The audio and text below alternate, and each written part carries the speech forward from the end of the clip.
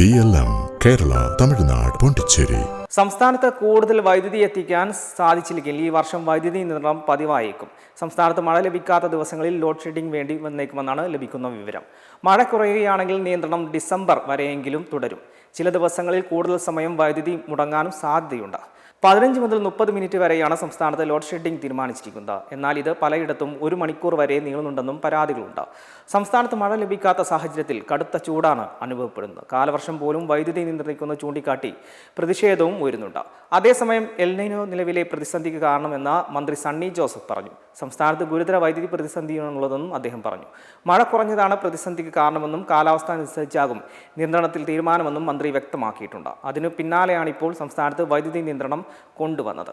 500 മുതൽ 600 മെഗാവാട്ട് വൈദ്യുതിയുടെ കുറവാണ് ചില ദിവസങ്ങളിലുള്ളത്. ഈ പ്രശ്നം പരിഹരിക്കാനുള്ള നീക്കത്തിലാണ് സർക്കാർ. മഴ ലഭിക്കുകയാണെങ്കിൽ ഇതിനൊരു പരിഹാരമായേക്കും. പവർ എക്സ്ചേഞ്ചിൽ നിന്നും വൈദ്യുതി ലഭ്യമാക്കാനുള്ള ശ്രമം തുടരുന്നുണ്ടെങ്കിലും പവർ എക്സ്ചേഞ്ചിൽ നിന്നും വൈദ്യുതി കിട്ടാനില്ലാത്ത അവസ്ഥയാണ്. മാർച്ച് ഏപ്രിൽ മാസങ്ങളിൽ വൈദ്യുതി ലഭ്യത കുറഞ്ഞപ്പോൾ മറ്റ് സംസ്ഥാനങ്ങളിൽ നിന്ന് വാങ്ങിയിരുന്നു.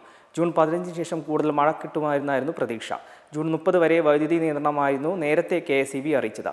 എന്നാൽ മഴ കുറഞ്ഞതോടെ ഉത്പാദനം കുറയുകയും ഉപഭോഗം കൂടുകയും ചെയ്യുന്ന സാഹചര്യമാണുള്ളത്. ലോകകപ്പ് ആവേശം കൂടിയതോടെ സംസ്ഥാനത്ത് രാത്രികാല വൈദ്യുതി ഉപഭോഗം വൻതോതിൽ ഉയർന്നിട്ടുണ്ട്.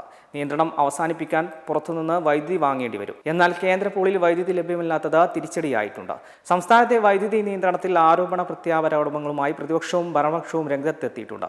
10 വർഷം മുമ്പത്തെ ഇരുട്ട് കേരളത്തിൽ തിരിച്ചു വരികയാണെന്ന് CPM സംസ്ഥാന സെക്രട്ടറി MV ഗോവിന്ദൻ വിമർശിച്ചു. ആവശ്യത്തിന് വൈദ്യുതി ലഭ്യമാക്കാൻ കഴിയാത്തത് ആസൂത്രണത്തിലെ പിഴവാണെന്നും അദ്ദേഹം ആരോപിച്ചിട്ടുണ്ട്. എന്നാൽ വൈദ്യുതി കരാറുകൾ റദ്ദാക്കിയത് LDF ആണെന്നും അതിന്റെ തുടർച്ചയാണ് നിയന്ത്രണം ഏർപ്പെടുത്തേണ്ടി വന്നിരുന്നതെന്നും കോൺഗ്രസ് തിരിച്ചടിച്ചു.